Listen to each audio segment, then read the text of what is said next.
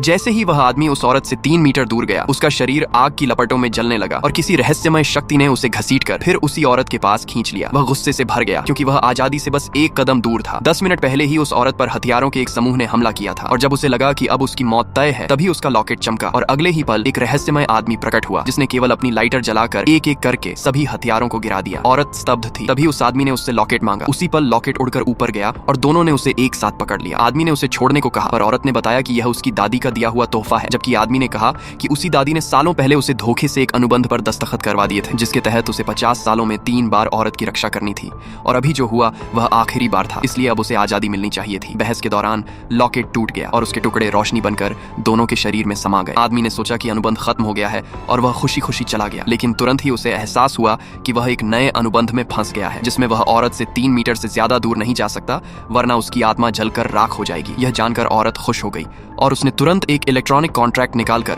उससे साइन करवा लिया, क्योंकि पारिवारिक संघर्ष के कारण उसे एक बॉडीगार्ड की जरूरत थी और वह आदमी इसके लिए सबसे उपयुक्त था। आदमी ने मना करना चाहा, लेकिन अनुबंध तोड़ने का तरीका खोजने के लिए उसे मानना पड़ा। औरत जानती थी कि हत्यारे उसकी बड़ी बहन ने भेजे थे, इसलिए वह आदमी को साथ लेकर उसके पास पहुंची, बहन को थप्पड़ मारा और उसे उपाध्यक्ष पद से हटाने की घोषणा कर दी। बड़ी बहन ने अपने बॉडीगार्ड्स को आदेश दिया, मगर जैसे ही एक बॉडीगार्ड ने आदमी पर हमला किया, वह फोटो में बदल गया और बाकी भी एक एक कर फोटो बन गए। तभी बड़ी बहन को उसकी ताकत का एहसास हुआ। चेतावनी देकर औरत आदमी के साथ चली गई। जाते वक्त आदमी ने सारी फोटो फेंक दी और सभी बॉडीगार्ड जमीन पर गिर पड़े। उसकी असलियत जानने के लिए औरत उसे अपनी दादी के पास ले गई, जो जानबूझकर सोने का नाटक कर रही थी, लेकिन आदमी के जादू से वह चौंक कर जाग गई और औरत के लिए सबसे बड़ा आश्चर्य यह था कि वह आदमी असल में एक देवता था।